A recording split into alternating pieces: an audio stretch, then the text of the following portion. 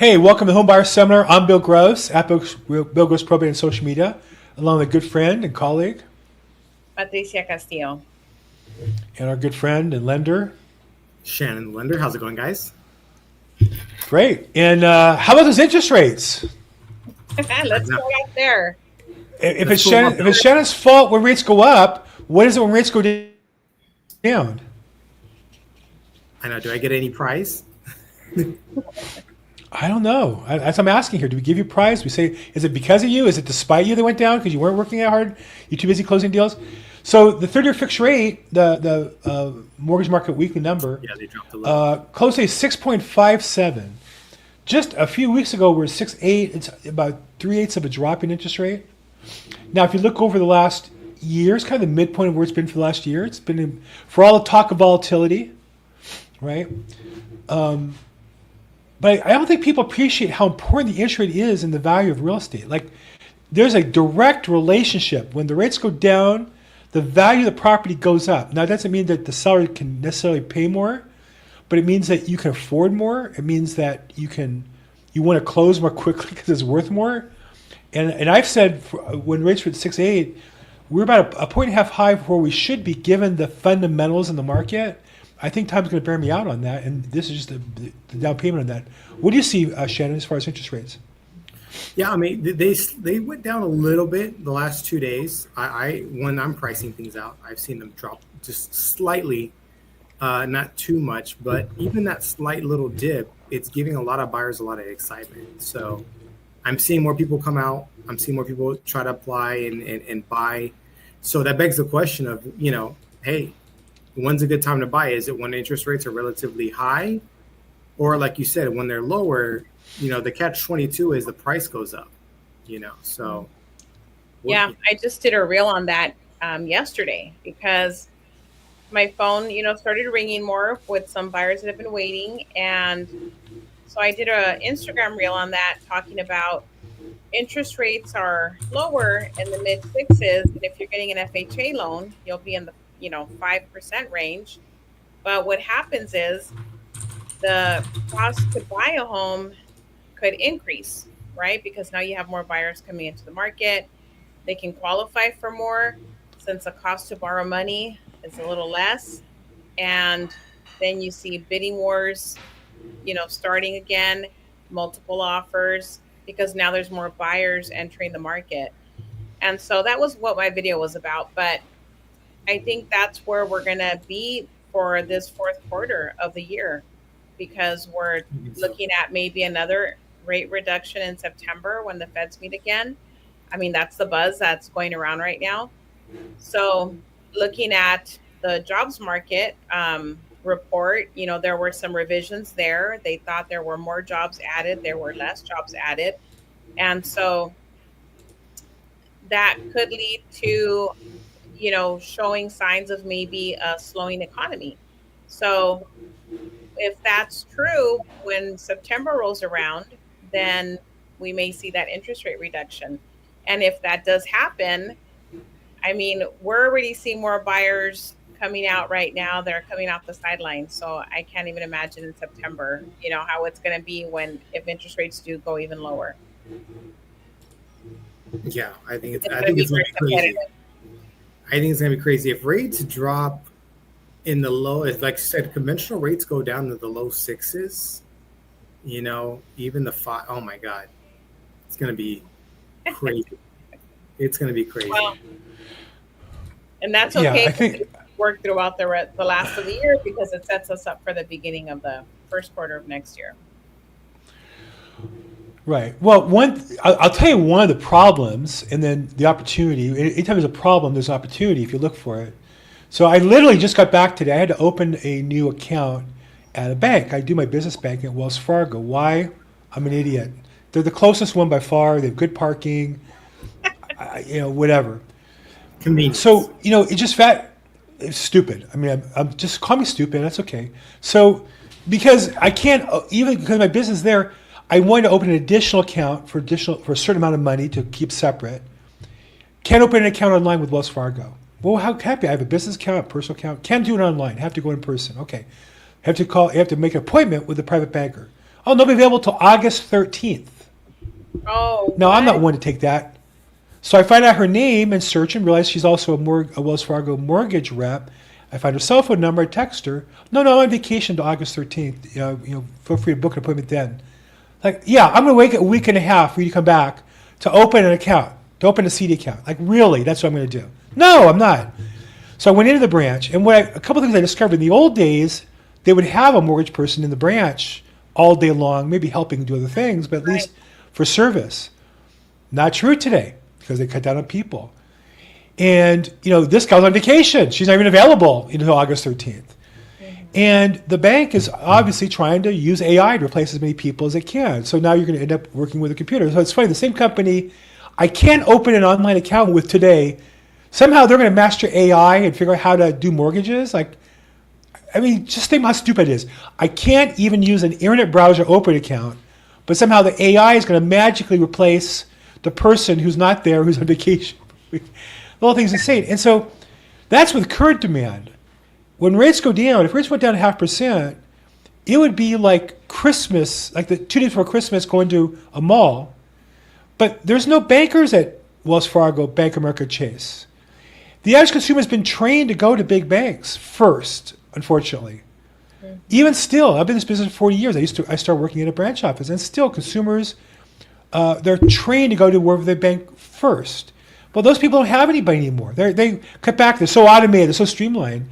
Now, the good news is if you know a mortgage banker specialist like Shannon, then you have the access. But I can just tell you, the truth's going to be, if rates drop 0.5%, he's been so darn busy with past clients looking to refinance and more buyers that you're lucky to get their attention.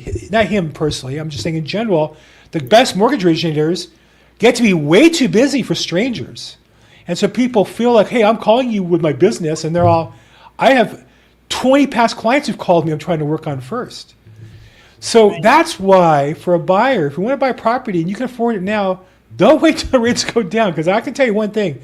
If somehow the rates, we have a nice free drop in rates, probably worth about 1% of your purchase price.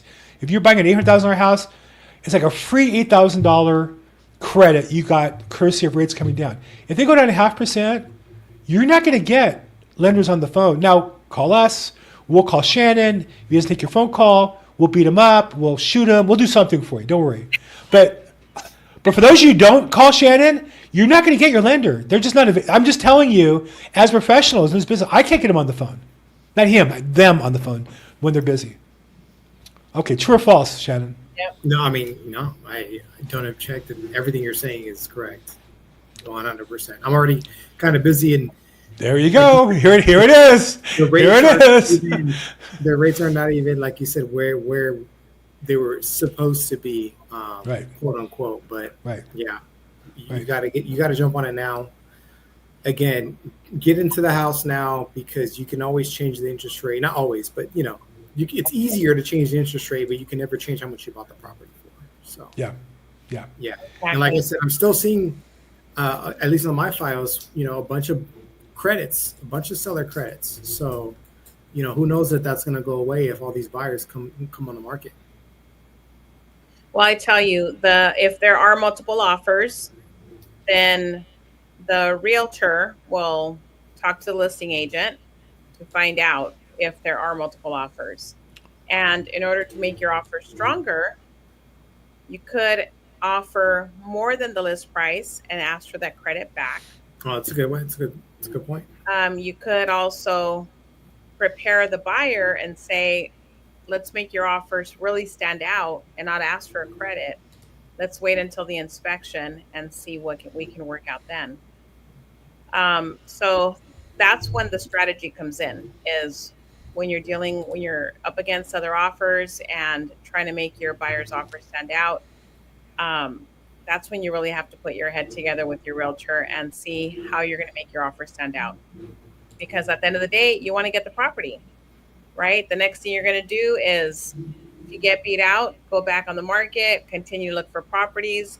You'll see the open houses are getting busier, more buyers are coming out, and you're going to end up in the same scenario again, just on a different house. So if you really like a house, don't hold back on, $5,000 offer what you can offer, make your offer stronger, shorten your contingencies. That'll help as well.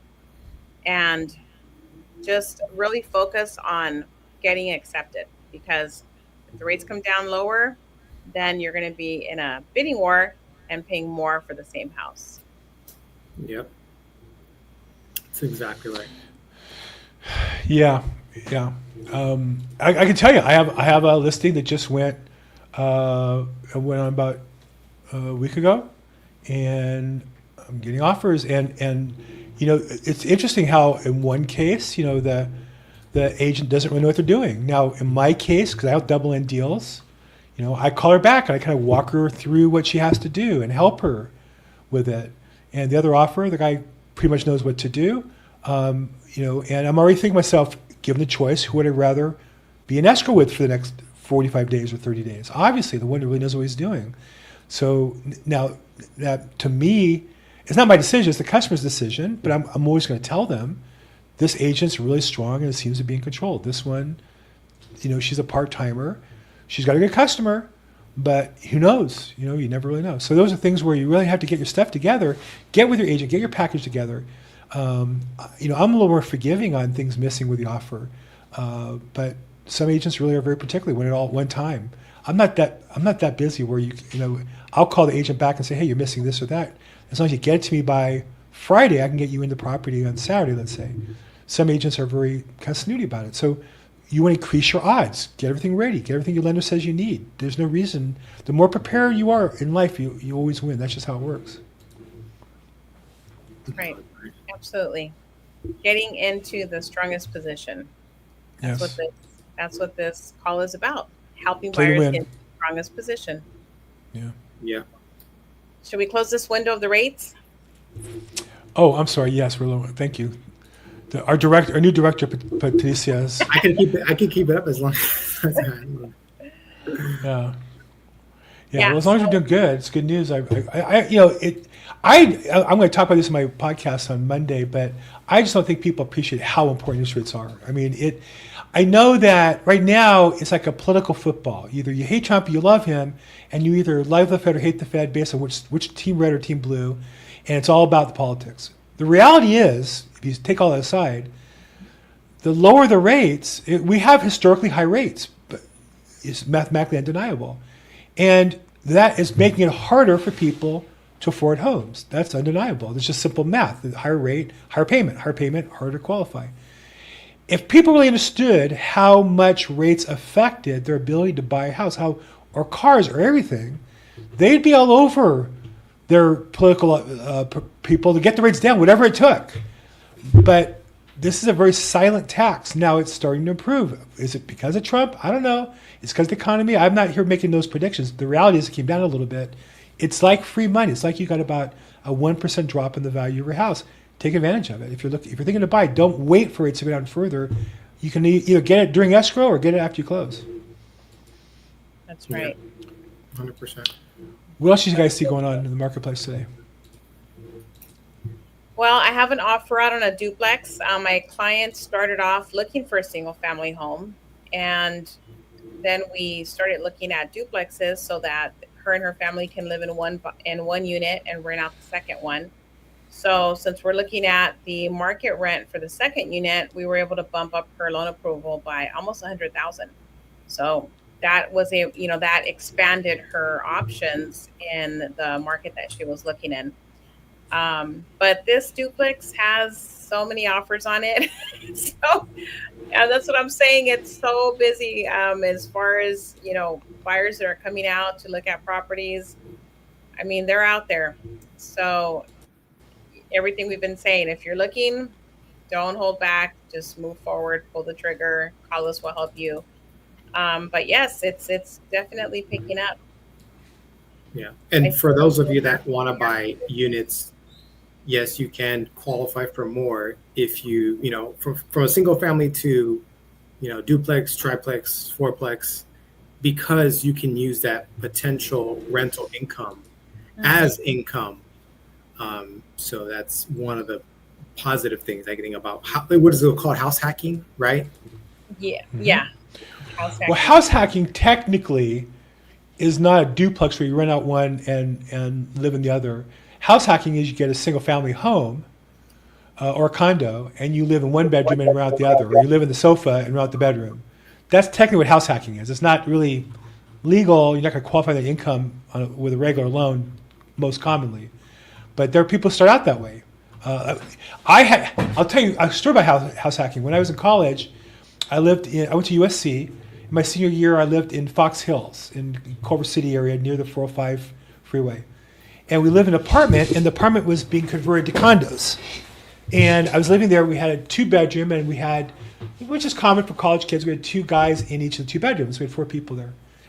So my father, who's an attorney, said, look, the payment will be less than you're paying a rent, or we're paying a rent. He was helping me. He said, why don't we buy it? As long as you collect the rent from the others, we'll buy as a partnership, and then you'll rent it, you'll live there, and they'll pay off the mortgage, and we'll actually have positive cash flow, we'll pay towards the mortgage, and we'll own the property.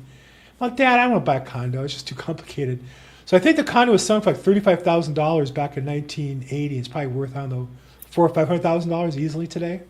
So, You told your dad, no, I don't want to buy a condo because it's too complicated? I'm not saying I'm the smartest guy in the world. I certainly wasn't smart when I was in college. So that for sure.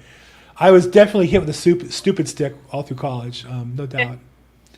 But that's house hacking. I would have lived in one of the bedrooms with a roommate and the other one and collected rent.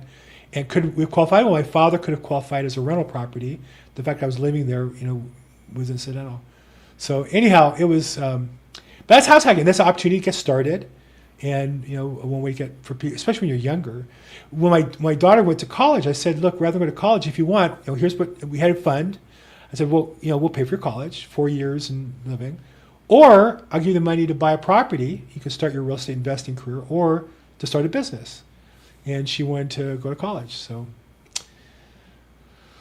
she made the same mistake I did, I guess, like father, like daughter, I guess. Does she own a property now? They've done really well. No, but they've done really, really well. They're young. She's 29, and I'm going to go to voicemail. Sorry about that. But no, where we live in, the average home is like $2 million. Yeah, no, it's crazy. Now, had she bought back when she went to college, like 2019, whatever she would have bought would have doubled in value, would have been equity. But that's everybody. If we all had that money, we'd all be better off. But that's that. The flip side is I just sold the deal. I just flipped the deal, made really good money on. So that's why I was at Wells Fargo, because trying to open up an account to deal with that, the problems of too much money. Good problems to have. Poor me, man. I had too much money to go to open an account. So what else is going on real estate wise? So what's on the horizon? I have a listing coming up in Riverside. It got pushed back a little. So looking to go live on October 1st in Moreno Valley. So that's a 3-bedroom, 2-bath home. Really nice property. Great condition, remodeled, really cute. Have a couple of escrows going right now. So it's, like I said, it's been steady for me. Thank goodness, all year long it's been pretty steady. So Shannon and I are working on a buyer that I actually met her door knocking like 2 years ago, and I was selling the home right down the street from her, and I was working with Ron Escobar on that one. Remember him? And so I got the listing. I went door knocking. I told the seller, I'm going to outwork the other agent that you've hired, and I'm going to go door knock this whole neighborhood and let everybody know that your house is for sale. And so that's how I met this buyer. So I've been talking with her for 2 years, and now she's buying a second home. And it happens to be a home that's right down the street from her on the same block. So, wow. Yeah, so I'm excited about that one. But yeah, just people that I've talked to in the past are, resurfacing now. Just about staying in touch, following up with people. I bug Shannon first thing in the morning. I bug him at the end of the day. Right, Shannon? Yep. So, yeah. So what I hear you saying is if you do your job and take care of customers, you get more business. Yes. That's very true. Because I talk to agents all the time who are struggling, and I ask them what they're doing, and they'll tell me the whole story of woe. And so, well, pull your calendar. I want to see what you did yesterday. Well, I had this, I had that problem, I had this problem, I had that problem. Like, hey, you have a choice. We all have problems. And but you got to deal with them and move forward or not. And I'm sure you have your challenge. I know you have your challenge, Patricia, but you still manage to door knock. You still manage to call people. You manage to bug Shannon. And yet that's what it takes to do business. So for all the people who are having a bad market, look in the mirror, because personally, I'm pretty busy. Yeah. Same. Yeah, cool. Okay, well, look, if you guys, we're all busy, so let's wrap this thing up here. Patricia, someone wants to get a hold of you and buy a house, sell a house. What's going on? That's right. They can reach me at 323-365-9909. How about the loft? We're going to open house this Saturday, next Saturday. Are you done with that? We're going to have the other ladies do that for you. Where are we at with that? I'll talk to you after. Very good. Shannon, if someone wants to talk to you about qualifying for a loan, buying a property, give me a call, 661-317-8484, or my Instagram, FUND, Fun with Shannon. Fantastic. Shannon from Crenshaw, representing Crenshaw today. The Shaw, actually, as is known. Hey, I'm Bill Gross, at Bill Gross Probate on social media. We do this every week.